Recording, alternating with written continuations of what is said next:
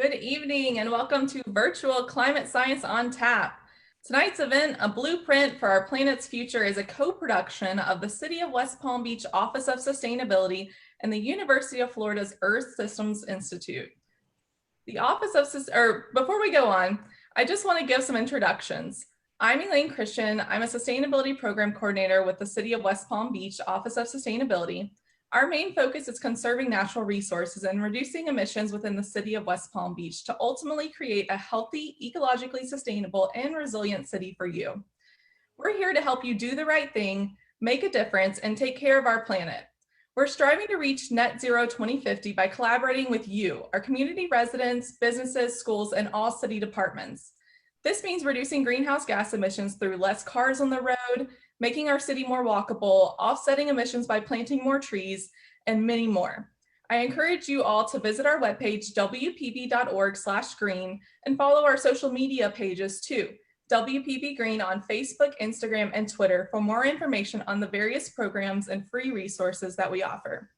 The Climate Science on Tap series is a great example of one such program. And as I mentioned before, we collaborate with all city departments, and we're partnering with economic development to bring the Climate Science on Tap series to you. Chris Rug wanted to be here, but it looks like he may not be on yet. So I just want to give a shout out to Chris. He is helping sponsor our prizes tonight. After trivia will be gift cards to Civil Society Brewing.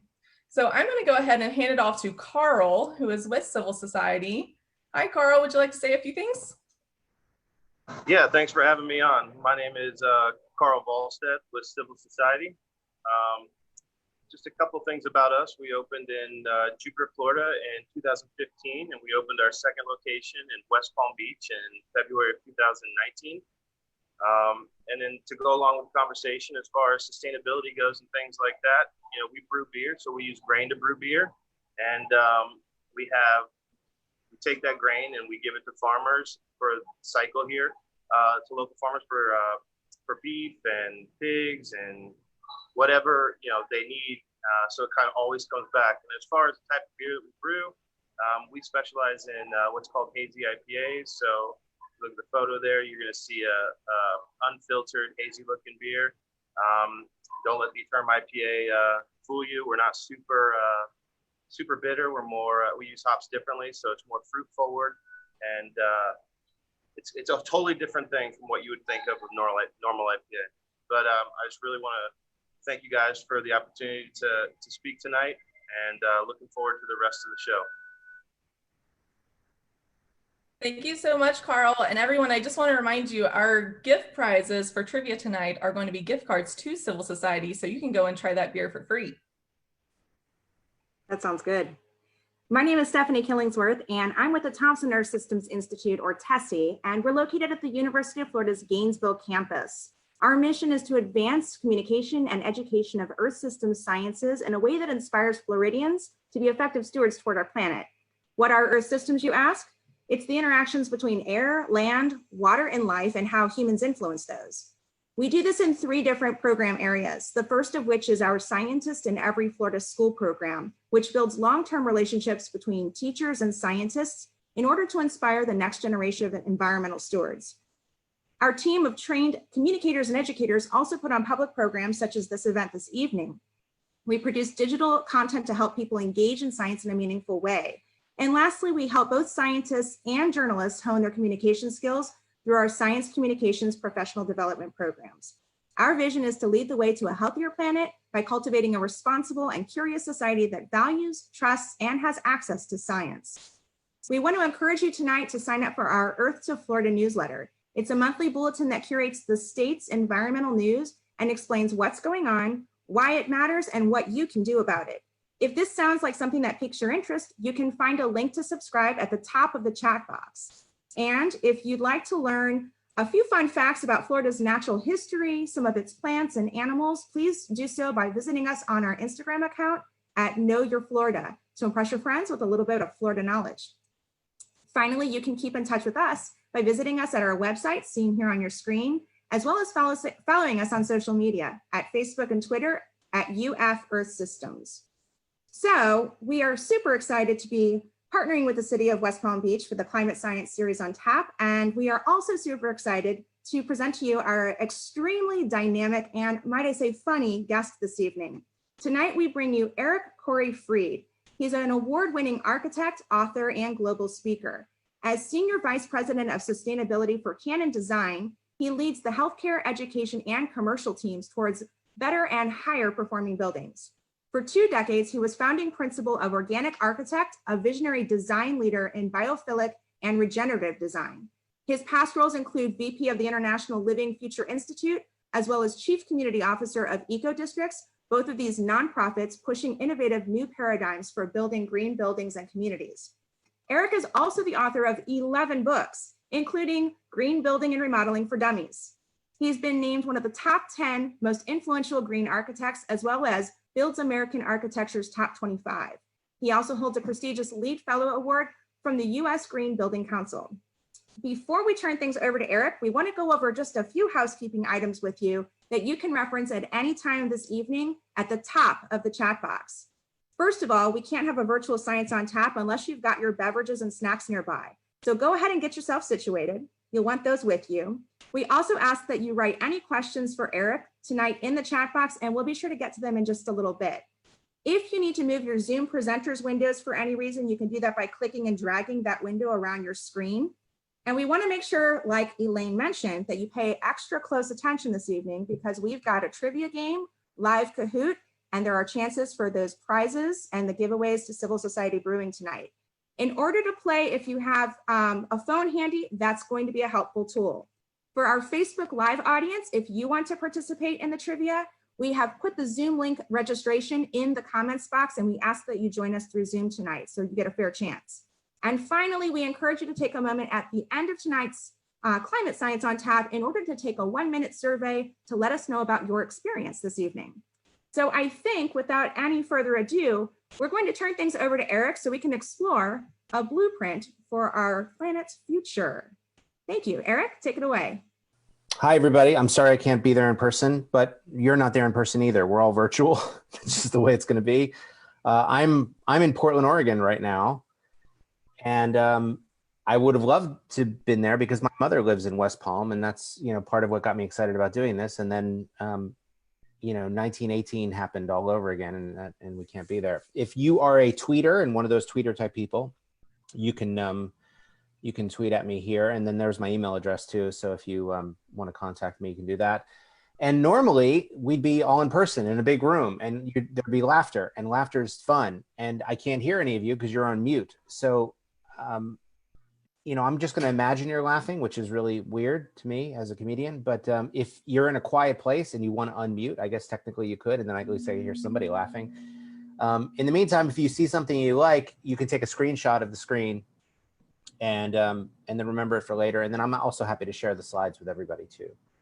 Okay, so I guess I want to take a poll, and you're going to have to use the chat so we can kind of do this. But if the y-axis is everything from we're screwed to no, we're fine, and the x-axis is but I feel great about it to I'm really bummed about it, where are all of you given what's going on?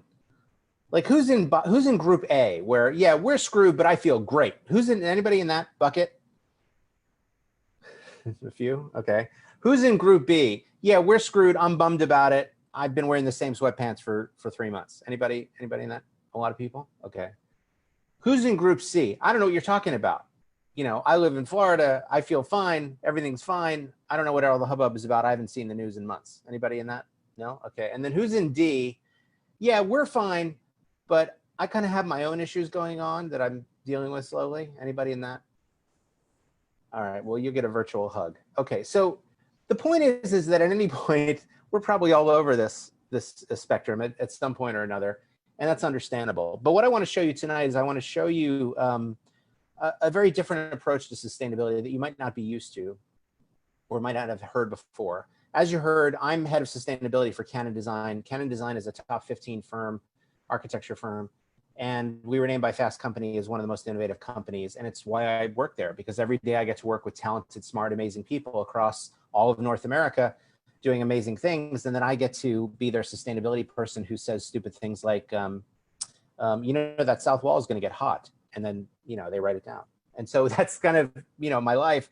But I get to work on all types of projects all over the place.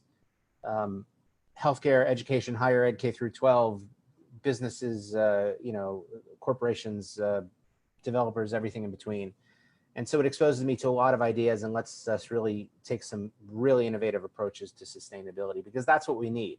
So I guess what I'm trying to say is I'm kind of a big deal. I'm trying to get that across if you didn't pick that up already. No, that's stupid. Okay, so it is weird to talk about sustainability and not address the giant germ in the room. And I get it. The last 3 months have been crazy for everybody and have really caused us to rethink our approach to issues like sustainability and resilience and healthy building and so forth. And maybe that's a good thing. You could argue that, you know, normal wasn't really working for a lot of people. And so maybe going back to normal isn't really the answer here. Maybe we can redefine a new normal together. Maybe this is the opportunity that we've really been waiting for. And I know it can be bleak, but I also know that things will get better. How do I know that? Because I'm really, really old, and I've seen it before. Not this, of course, but, you know, I'm sure this will pass, and soon it'll be fine. But in the meantime, it's kind of ridiculous. I get it. I know. But maybe this is a chance to rethink everything, because sustainability is our only opportunity here. This is our chance to rethink everything, all of the systems of the past 50 years that haven't really been working, because buildings actually don't make a lot of sense. We think they do. They look pretty and everybody likes them and stuff. But in truth, buildings are huge hazards in terms of the climate crisis, carbon emissions, health, and certainly inequity. And so this is our chance to rethink all of that. You know, and the way the news covers it is not really great, because it's like, well, what does Taylor Swift really think about climate change? It's like, who gives a crap? I mean, I care a little bit, but still, like, it doesn't really matter. And at the end of the day, we don't really cover it in any sort of meaningful way. And then everybody just goes back to doing whatever the heck they were doing before. And that was all fine. But in the meantime, I'm looking around and I'm seeing evidence that maybe we're not going to think our way out of this. I'm seeing a lot of evidence that maybe we're really just not as smart as we think we are. And maybe the idea that we're going to come up with some magical solution isn't really going to work here, especially because the signs are telling me otherwise. And now that you're aware of them, you'll start seeing them too. They're kind of all over the place, and, you know, you'll get it. Like, I saw this in my daughter's school. It wasn't hers, by the way, but I saw this in my daughter's school, and it bothered me. And it took me a while to figure out why it bothered me. And so let me explain it to you. It's a sign that says, "Don't give up." And the kid gave up. But that wasn't what bothered me about it. What bothered me was they hung it up. They put it on the wall. Like, that really bothered me. Like, why would you reward that? And so that's why I'm thinking maybe we're not really going to, like, engineer our way out of this. Maybe we just need to roll up our sleeves and work hard and do something about it. And if you've been feeling a sense of urgency around sustainability and climate change and hearing more about it, that's because it is urgent. In fact, it really has lately seemed like it's been turned up to 11, because, well, it has. And I'm not a protester type guy. I don't think of myself as a political person, but holy crap, how can you not be when the world is literally on fire and everybody's like, oh yeah, that's fine. That's fine. You know, I have this great life where I get to travel all over the place, and I see the solutions that people are putting in place. And I have to tell you, they're not gonna work. Some of these things are not really scalable. And so as a result, we now have all this incredible data that we didn't even have just 3 years ago telling us about this. But you don't need data when you have literal signs of the apocalypse right in front of you telling you there's something going on here. And now we're paying the price for decisions that we made decades ago, and we're now having to deal with. By the way, I don't know if you all fully appreciate this photograph. But this was a very hard photograph. I mean, this took weeks in the making, and I almost got divorced over this photograph. You know what I'm saying? Like, I want you to just appreciate the artistry here. Okay, so we got a lot of problems, and this is the part of the talk where I feel like Debbie Downer, because all I do is kind of, you're probably all were in a good mood, You know, it's Thursday night and you're excited, and now I'm going to ruin it for you with all of the craziness. But, you know, this kind of shows you where we are. And first of all, it turns out that we have 1.6 million people a week moving into urban centers worldwide. And that urbanification is going to keep continuing. And then by 2070, you know, or 2050, 70% of the world's population will live in cities. And maybe that's a good thing because we can centralize services. But at the same time, we need to build a lot of stuff. We need to build about 92 million square meters just in the next 15 years. So we need to build a lot of stuff for a lot of people in a very short period of time. And the way we've been doing it is not going to work. At the same time that is going on, the United Nations says that we have about 60 harvests left before we start to see widespread soil degradation, which is really going to affect our food supply. And at that same time, in that same period, we're going to see about 200 million climate refugees worldwide. And these climate refugees are not going to look like what you think of as refugees. And these are going to be everybody from everywhere all the time, including Floridians. You guys are at the front line of the climate crisis in North America, whether you realize that or not. And to give you a sense of scale, 200 million was the size of the entire Roman Empire at its peak. So it's a lot of people. It's like a big thing, right? So we've literally redrawn the maps of the world just in the last few decades. The tropics have grown by 30 miles per decade. The Sahara Desert has increased 10% since 1920. Tornado Alley, for some reason, has moved 500 miles to the east. The permafrost line keeps moving and inching forward to the north. The hardiness zones have shrunk by 13 miles by decade, and the wheat belt has shrunk by 160 miles in that decade. We've redrawn the lines of the globe, and now we're paying the price for this, and you're feeling this. Climate change is not this abstract, distant thing. This is happening now, today. This is my computer fetching the latest climate science data. You can see this is the carbon levels in the atmosphere, over 416 parts per million. The last time carbon levels were this high was 2 million years ago, and there were trees at the South Pole at that point. So this is truly unprecedented. We've never had carbon levels this high, and half of it has occurred in the last 3 decades. So we don't know how to handle this. All of our measurements have been largely optimistic, but now they're coming in worse than we even thought. And in Florida, when I talk to people about it, their response has been, oh no, it's fine, because I'm like 7 feet above sea level. And I want to say to them that, no, that's not enough feet. Like you need more feet. It's funny how, by the way, in Florida, everybody knows how high they are above sea level. I find that very interesting. Anyway, we just finished a decade, right? 2020 just started. And, you know, most people, when they finish a decade, they like to look back on the hits of the decade. Most people do this with movies or music. I do this with climate science. So let me show you some of the big hits from 2010 to 2019, shall we? First of all, the 5 hottest years on record have all occurred in the last 5 years. In fact, that's just going to be something that we say now because 2020 is not even halfway done, and it's probably going to be one of the 5 hottest years on record. In fact, 18 of the 19 hottest years on record have all occurred in this century. So this is just the way things are now. At the same time, 4 of the 5 largest California wildfires occurred in this past decade. And it's just going to continue to get worse. They're entering wildfire season now, and they're scared. We saw 6 Category 5 hurricanes in just 4 years, which is a new record. And unfortunately, most of them targeted you guys in the Southeast. At the same time, the Arctic sea ice hit an all-time low, shrunk 13% in that decade. And we had more 100-year floods than ever before, and now they're officially classified as 5-year floods. And what this really means is that in any year, there's a 1% chance of that flood occurring. Now there's a 20% chance. That's really what that means. At the same time, we had over 100 of these billion-dollar climate disasters, double what it was the decade before. And in that same period, we pumped more than 40 billion tons of CO2 into the atmosphere, another new record. So we're not learning anything from our mistakes.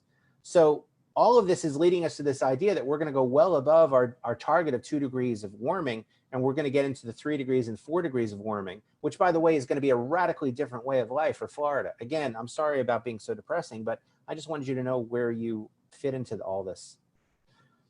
And largely, our projections have been trying to be optimistic for the last 50 years because we didn't want to freak everybody out. But now everything's happening at such an alarming rate, we were too optimistic. And so we really need to ring the bell here. And so this idea that we're going to somehow become profoundly better people and learn from our mistakes and really take climate change seriously. I'm kind of over that now, because I don't know if you know this about people, but most people are awful. Like, I don't know if you've met people. I mean, I am too. I'm a terrible person. So this idea that we're suddenly going to become miraculously open-minded, and like, I don't think that's going to happen, especially when you know, the country is fighting about everything else at the same time. So we need change, and we need big change, fast change in a very short period of time. And change makes people uncomfortable. I get it. I don't believe that there are people that are, you know, ignorant of climate science and those that aren't. I don't think it's really that simplistic. I think, in fact, what you have is you have people that are seeing the science and they get it, and they're scared of the science. That's me. That's what I put myself in that category. And then you have people that see the science and don't want to pay attention to it because they're scared of the change that science represents. And that makes a lot of sense to me. You know, I get to go all over the country and talk to a lot of people. This really more accurately sums up what I'm feeling from everyone. So all of this has changed my priorities as an architect in a profound way. Every project we work on matters. Every project we work on has to target this. Every building we work on has to target net zero energy. It has to. We can't just wait for the good buildings or the special buildings. It doesn't work that way. So at my firm, we build about 20 million square feet a year. I'm pushing them on all 20 million square feet to make all of it as green as humanly possible, because it all matters. We can't wait. And most buildings are not designed for this. Most buildings are really built around a set of assumptions that is no longer true.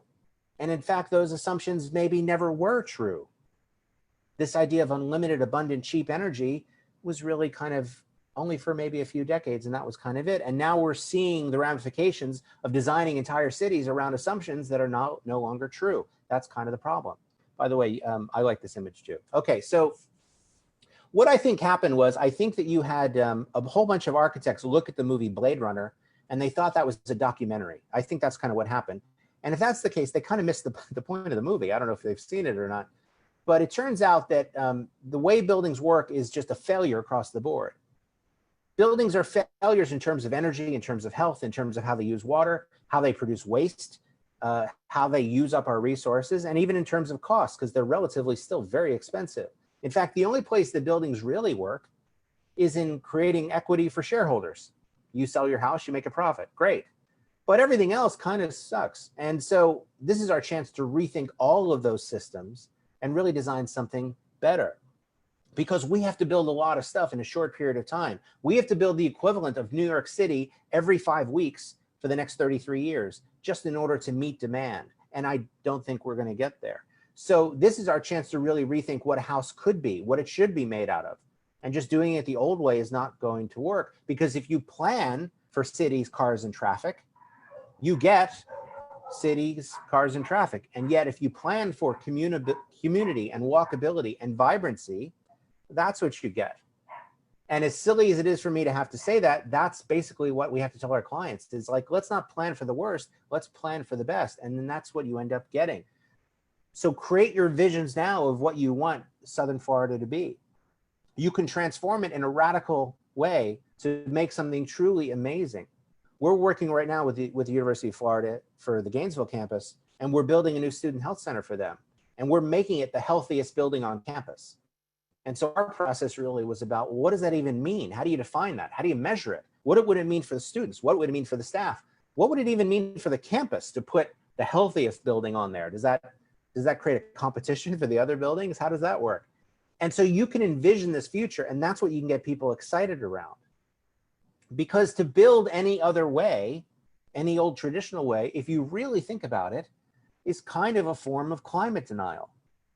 And I'm as guilty of it as anybody.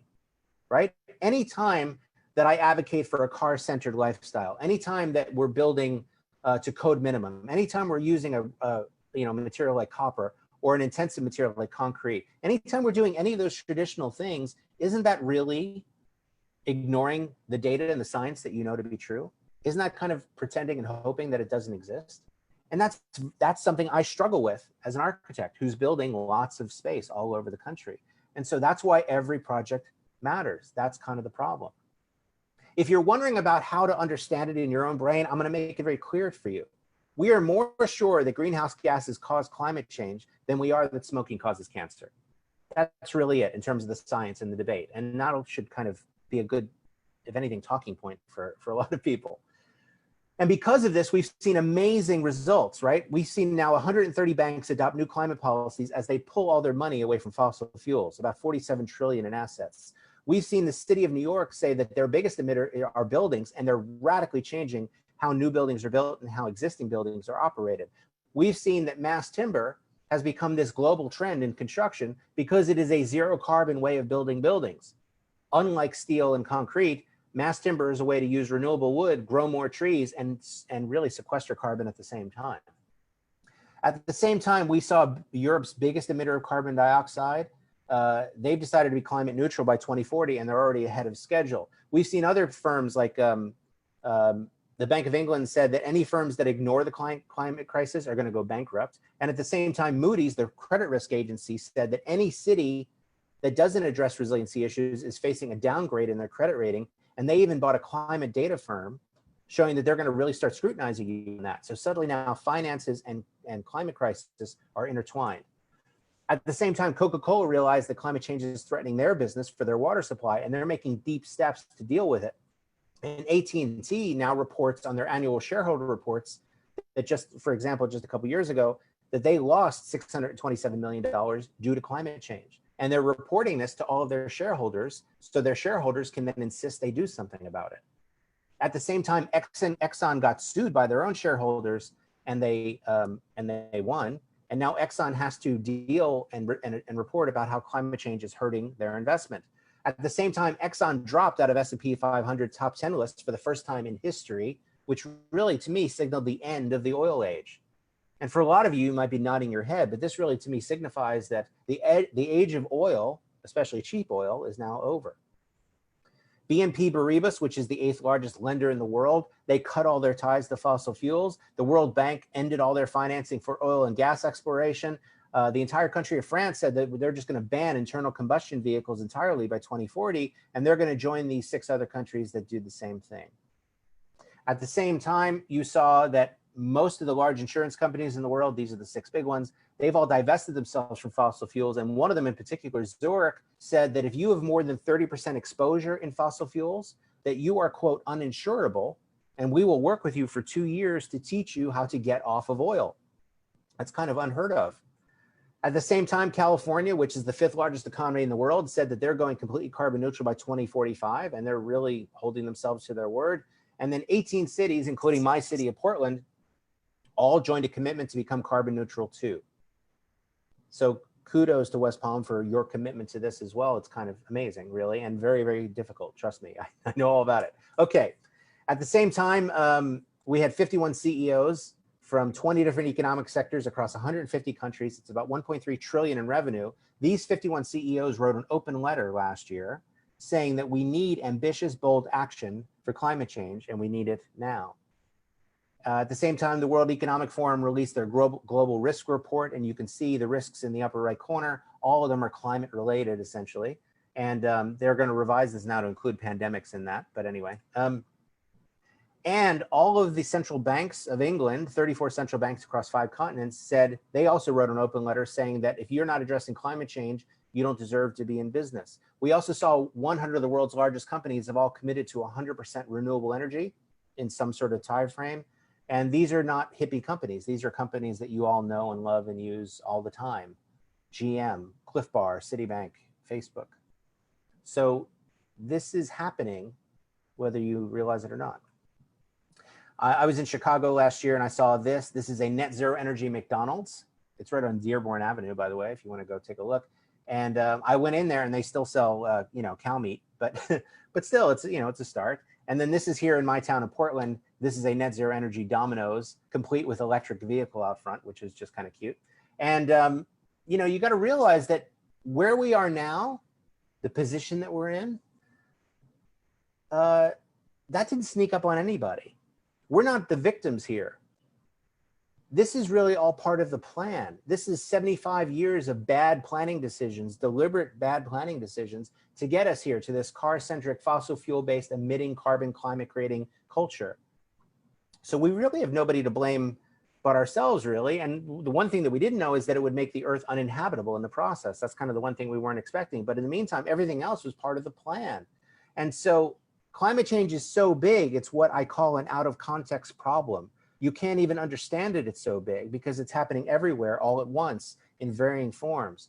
And so how do you explain that to people to make them care about it and not just shut down, which is totally understandable. Let me tell you a story.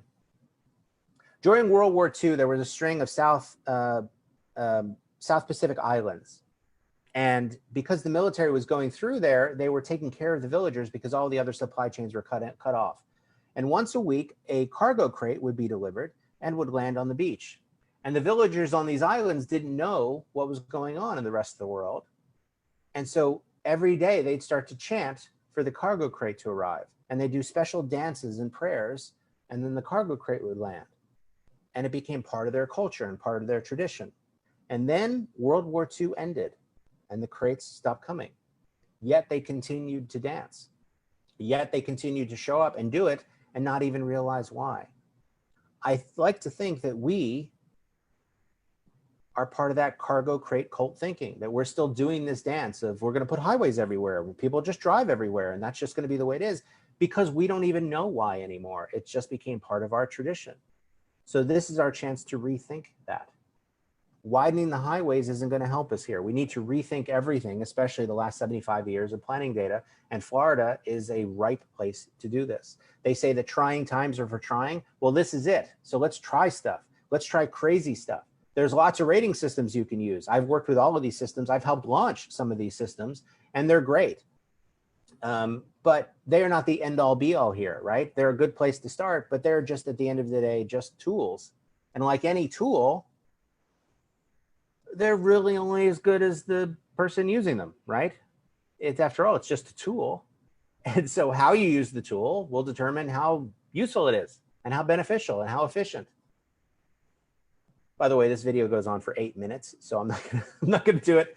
And in case you're wondering, he never gets the shirt down, which is even more frustrating.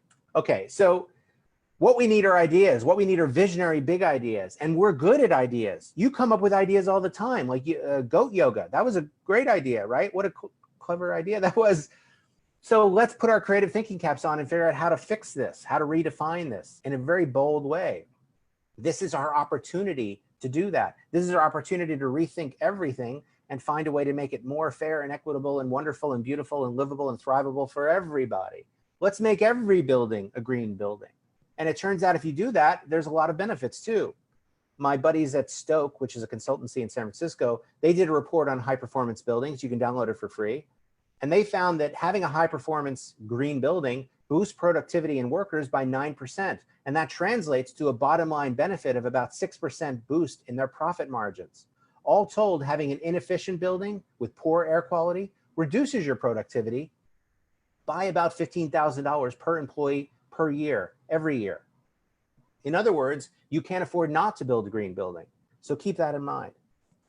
The climate is changing, so we must be changing. That's really the short and, long and short of it. And so if we're going to holistically think of this, how do we do this? So I've put this together as kind of a guide for you.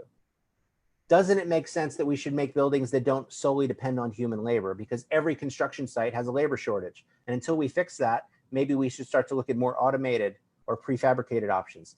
We need to find ways to speed construction, scale the assembly, and lower cost for everybody equitably all the time. That's clear across the board. But in terms of sustainability, we also need to find ways to eliminate or reduce waste, sequester carbon at the same time, avoid all known toxins and carcinogens, and increase biodiversity. This is our finish line. This is our big vision. This is our moonshot. This is what construction needs to be. And I know that it's hard to do, but at least now we know what the finish line looks like. So what we're doing is we're trying everything. We're experimenting with 3D printing to see how that works. We're doing prefabrication to see how that can work. And we're building whole hospitals out of prefabricated units. It's actually kind of amazing. We're even playing with automation to see, well, what would it look like if robots were to build these things? And it turns out robots never complain and never take a lunch break. So they're kind of amazing, actually. And we're doing a lot with mass timber and trying to build out of mass timber more and more and more, because it is the only scalable zero carbon solution that already has a way to build it in code. Your code in the state of Florida already allows for mass timber a little bit, and hopefully soon in the future it'll allow for a lot, but it's something to consider. And believe it or not, it would work well even in humid Florida. How does it work? Well, if you have just 10% adoption across the board, all new buildings being built with mass timber, you can see that mass timber still ends up sequestering a little bit of carbon, right? It gives off a little, but it saves more. But the equivalent in steel and concrete would give off a lot of carbon. And then if we switch that to half of the adoption, you can see that mass timber is still sequestering even more carbon, and we've cut the steel and concrete in half, which makes sense. And at 90% adoption, suddenly we're sequestering a lot of carbon, storing it in the wood, and we've really cut down on the amount of steel and concrete emissions that we're doing. To me, this is the only scalable way that we can kind of get out of this mess. Okay. And then lastly, all of this brings me to my brand new focus and what that looks like. And I want to share this with you, and I'd love your feedback on it. If there's something I'm missing, I'd love to hear that too. But generally, what I'm looking for is radical efficiency. And I don't use that word radical lightly. Radical sufficiency. Let's build things that are appropriate for that place and that climate. Radical simplicity. Why do we keep adding corners to everything? All we're doing is making things more expensive. Let's dumb it down for a while. Radical electrification. Let's stop burning things inside buildings where people work and sleep and play. That doesn't make a lot of sense. Radical decarbonization. Let's clear the air.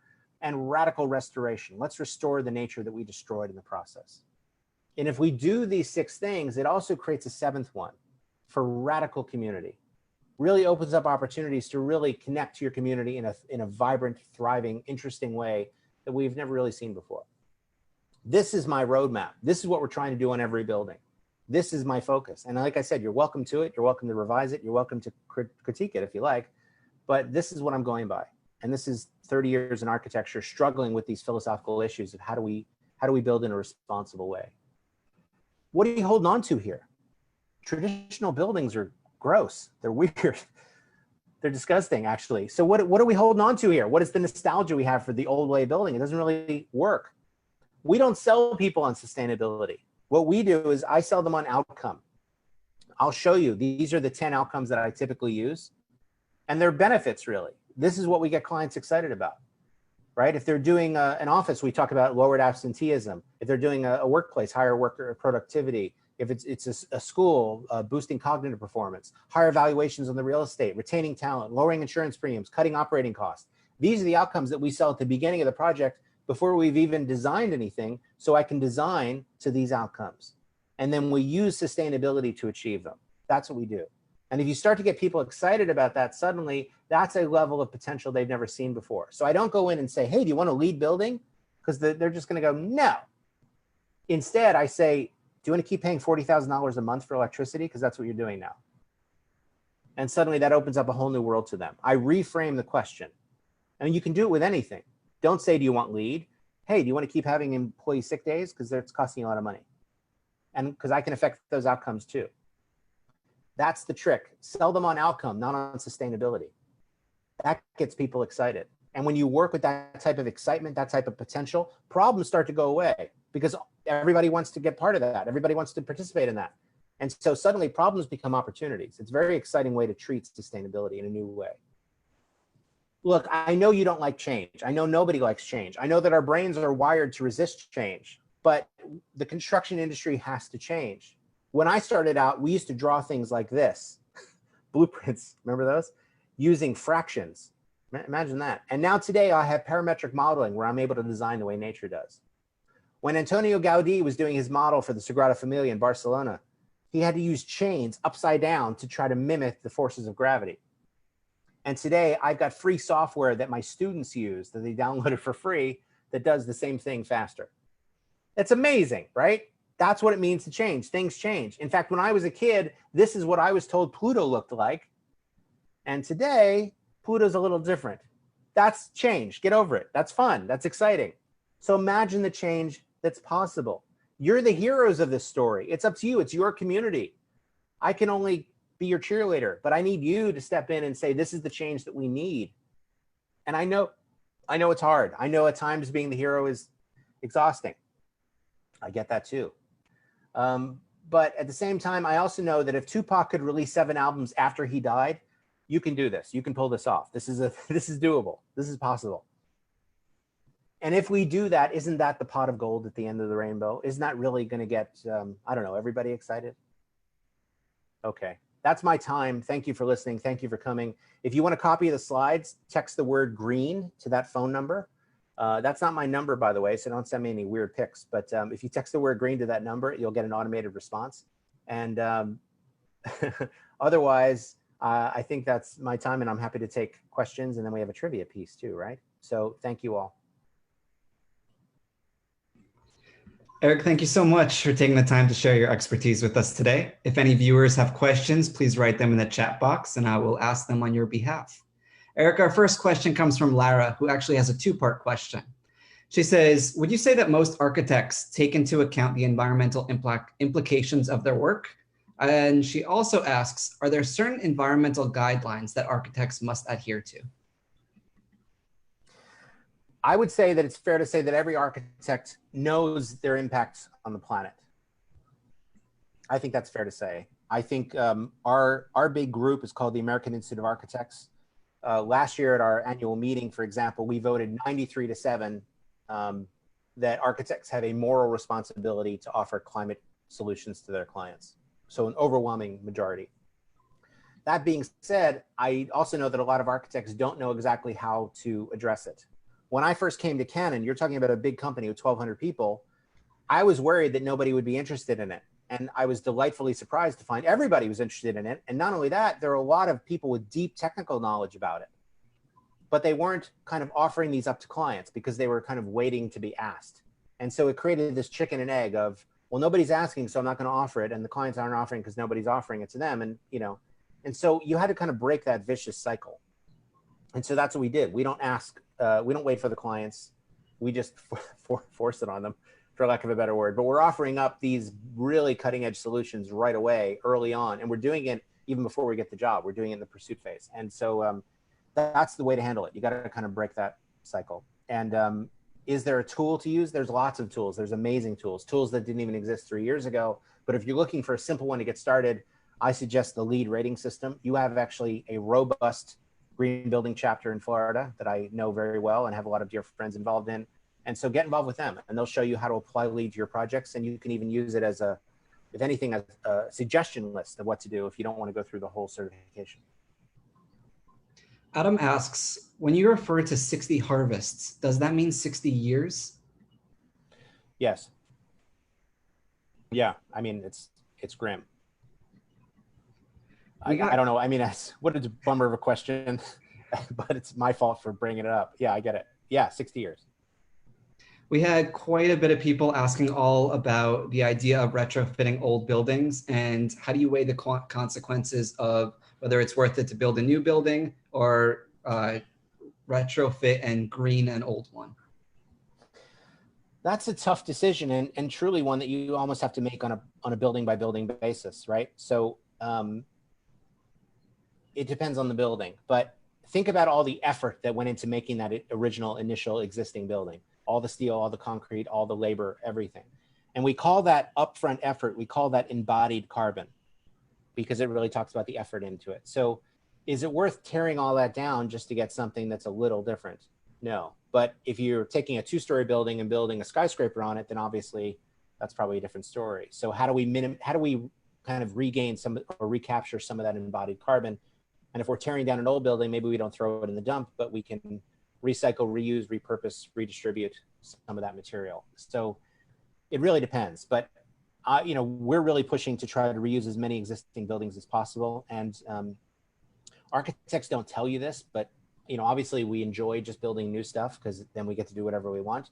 But the truth is we're really, really good at transforming old existing buildings to the point where you couldn't even recognize them from what they used to be. I mean, that's kind of our secret skill. And so if given the chance, we're happy to do that too. So maybe it's just raising the question of, is this building worth saving? Our next question comes from Brandy, who asks, what do you suggest smaller scale individuals can do to help when it comes to either bringing up the issue at work to their superior or within their own home? Well, Brandy, I think there's two sides to that coin. I would, for your employer, I would definitely bring it up. I would ask questions, but not in kind of a bully way. but more of is this important to the company? How are we addressing this? Are we looking at carbon? Are we looking at energy? Are we looking at water? Are we looking at equity? And just be prepared for them to say, well, no, we're not, but maybe you can take it on and handle it. So maybe you end up changing your job description at the same time. I have a lot of friends that ended up doing that, right? They started in one department and they ended up becoming the sustainability leads for their company just because they were asking those questions. And maybe that's the change we need right now. As for your own house, I mean, there's tons of tiny things you can do. Drive less, bike more, walk more, bring a reusable bag to the store, all of that crap. It all adds up. But, at the end of the day, I'd much rather see you change policy that affects thousands of people than you have to remember to bring these reusable canvas bags everywhere. If we're really kind of nitpicking here. I think I'm at the point where we don't have a lot of time to get everybody up to speed and feel comfortable. We really have to do some dramatic changes very quickly. And because of that, the incremental tiny changes from lots of people is great. And I would never dissuade anybody from doing that. But in truth, I think you should all think bigger. In other words, what would it take to get your city to commit to zero carbon within a 10-year time frame? That's what we're looking at. And so what would it take to do that? I won't say the name of the campus, but there's a school in Florida that we were talking to. And we were in a meeting with the marketing people and they said, we're going to be carbon neutral by 2020. And I said, it's already June 2020, right? And they kind of laughed and said, oh my God, we've been saying that for 10 years and you're right. Oh, I guess we have to change our goal. So they quickly changed it to 2025. But now 2025 is really only 42 months away. So now we're helping them kind of create a plan for what are you going to do in those 42 months to get there? Because otherwise you're just going to wait another 5 years and then change the date again. It doesn't make any sense. Bruce is wondering, what type of work do you do to involve politicians in these kind of ideas and concepts for the future? Politicians are, they're different than you and I. They're not normal people. I found that alone in a room, because I've been alone in a room with lots of electeds, that's what we call them. Alone, they're really knowledgeable about every issue, but they refuse to take a stand unless they have to. Look at what's going on now in 100 cities across the country and how suddenly people that ignored an issue now are suddenly taking it very seriously. Does it take that level of protest? I hope not. But what it does take is you raising the question to your electeds. This is a big election year, and maybe this is the year to ask what their policies and stances are on this. And once politicians know that this is important to you, then they'll start talking about it. I mean, I live in Oregon. One of my state senators has a complete climate change platform that he runs on, and he does not give a hoot about what anybody thinks, and he's doing it. But Oregon's a pretty small state, compared to Florida. So in your state, it's a little more complicated, but getting them talking about it would be a big thing. Asking questions about it would be a big thing. Them even mentioning it in a debate is the big thing. So let's get them doing that. All right, and our final question from our viewers before we begin to wrap up this evening is kind of a big one. It asks, what gives you hope for the future, whether it's for Florida's future or for the country or the world as a whole, when it comes to such a heavy topic? How do you stay optimistic, or what keeps you going and motivated? It's funny because I find that I'm going on my 29th year in sustainable architecture. I moisturize a lot, in case you're wondering, and I find that I'm more hopeful and optimistic today than I ever have been, oddly enough. In part because I want to be.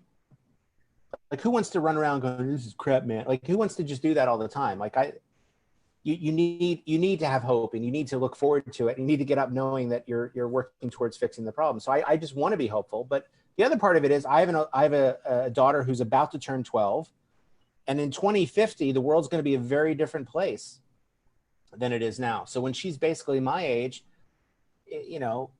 what kind of world am I leaving her, and what kind of world are we leaving for one another? So what gives me hope are young people, right? You've seen this time and time again. You had a terrible shooting in South Florida, and those kids changed the debate on gun control. overnight changed the debate. Did they go as far as they wanted to? No, but they changed the debate. They changed the conversation. That is amazing. And that's, unfortunately, we've given them a crappy hand, and they've taken it and they've run with it. And they are powerful and mobile and fearless and amazing. And I applaud the young people that have to be given this crappy hand that the old farts like me have left for them. But for 30 years, I was trying with a lot of other people and getting nowhere. And I think now I'm at the point of, we can't wait for you to feel good about it. We just have to force it on you. And so seeing what young people can do is amazing. And getting old people involved would be even more amazing. And getting everybody involved is ultimately what we need. So that's what gives me hope. Well, Eric, I can't thank you enough for taking the time to be with us this evening. We really, really appreciate it. And with that, I'm going to turn the floor over to Elaine. Say thank you. That wraps up tonight's virtual Climate Science on Tap. We hope you've enjoyed the conversation. We'd like to thank you, our partners, and a special thanks to Eric Corey Freed for being here with us tonight. For more information about our guests as well as our programs, please visit the websites on your screen. Oh, we didn't add the websites. I'm sorry, guys. We will email those out. And please visit our social media as well. A recording of tonight's Climate Science on Tap can be found on the UF Thomson Earth Systems YouTube channel. Remember to complete the survey at the end of the program and stay tuned for our next On Tap event, which is set for July 14th. Once again, thank you and enjoy the rest of your evening. Bye, everyone.